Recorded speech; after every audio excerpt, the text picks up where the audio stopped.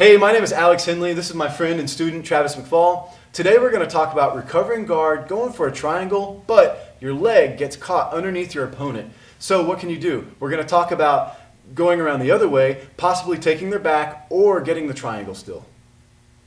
Okay, so here we are in the side control, and what I want to do is I want to try to recover guard, and you can see that my hand placement is correct here. I'm not hugging Travis, keeping him tight to me.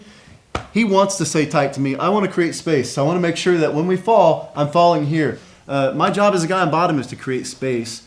His job as a guy on top is to create pressure. So here I am, creating that space, relieving the pressure. I'm pushing on his hips with my forearm. I'm touching his shoulder here, using as a fulcrum to push on his throat, persuading him to move away. So I'm creating this space. At the same time, my legs are active. I can go all the way out. They're really mobile, and I strip myself out like this. Travis checks my thigh right there. He's trying to stop me from recovering guard. And it's going to work. I won't be able to recover guard all the way, but I can at least get my knee past him. So I can do it in one explosion, or if I feel him there, I can explode a little bit more just to get my knee past him. And then I want to pivot around. I can even use my handle here on him to pull myself around. I want to put the inside of my thigh right up against his neck. So I'm going to go like this. So here I am. I'm up close against his neck with my thigh. I wouldn't mind even being a little bit tighter, so I might even come up and just kind of readjust just to get closer to him. But what he's doing is he's keeping my leg trapped over here with his outside arm. With this arm, he's keeping it pinched tight so I can't get my leg free. What's pretty easy is for me to get this back foot past his arm. It's pretty easy. I just did it. But I can't get past his torso and past his leg as easily. He's going to keep it pinched. What I'm going for is this triangle right here. But he's not letting me have it. He's keeping that pinched, and I can't get it out. So here's what I'm going to do. This is kind of where it starts. I bring my hands and I cup his tricep, and I just want to check it. I mean, I pull a little bit, but I won't get a lot of pull out of it. So I just want to check it. And once it's there, I can just hold on to it with one arm. If he pulls against it, I can hold where he is pretty easily. So now I want to pivot out and get up to this elbow and kind of pivot myself. Look, I kind of lift myself up. Like a technical stand-up, I lift my butt up, but I can kind of pivot out. And look, I'm just exposing this knee right here. So it's just a little bit of a detail. So it's kind of hard for me to get to see it right now, but I pivot out and I can see that knee.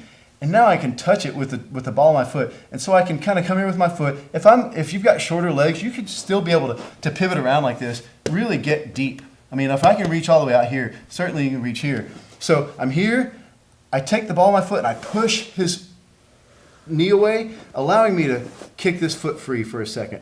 So now he can pull it back, or he can leave it there. Probably he'll pull it back. So I want to fall back, biting down here with like a reverse triangle. But there's a good chance I might catch on his ribs. I won't get the best bite. I could possibly hurt his ribs. For both reasons, I want to come here. I can kind of fall back, grab his arm, grab my ankle, pull it tight. I want to get a good bite around his shoulder. Boom, like this. Now, I've got it really, really tight around him. It might not be a choke, but it's a good position. It's a good dominant position. I can hold him where I want him to be. Can you get out of this, Travis? It's going to be pretty tough. Look, once he starts sitting up, go ahead. I can kind of go with it, roll him over that way. Even if he doesn't sit up, even if he's staying buried, I can pretty much dominate where I want him to go. I'm pushing off here, but it's really easy. It takes almost no effort of mine at all. So now that I'm here, I don't really want to roll him over. There's no need for that. What I really want to do is get back to the triangle. This is just my in the middle stage, my in-between stage. So here I am. Chances are, though, he's not just going to be laying there. He's going to be trying to free himself. He's going to posture up. He's going to be trying to posture up like this. There you go. So I'm going to take this opportunity to pull his arm. I'm going to pivot like this. I'm going for the regular triangle. So I was here, locked up. So I want to change my hips, grab my ankle just like a regular triangle, pull it tight. Now this is more like a traditional triangle, right? So now I can squeeze and he'll tap. I can go up for the arm bar, he'll tap.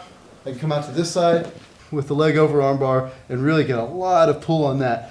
So it's a pretty dangerous position for him to be in. You can tell that I was stuck. I was recovering from guard. I was stuck underneath him with my bottom leg, and we created some options by going around his back and pushing on his outside leg with our outside foot. It was a really strange way to get to it, but it makes sense. You just need to cut around that corner some more. And it creates some options. So we push that foot out, we create the space for your bottom leg, go to a reverse triangle, set up the pressure, the domination, and then eventually set up our correct triangle for the finish and or armbar. So I don't know, I think it's a pretty cool option. It's worked for me quite a bit, and I think if you give it a shot, really practice it, it'll work for you too.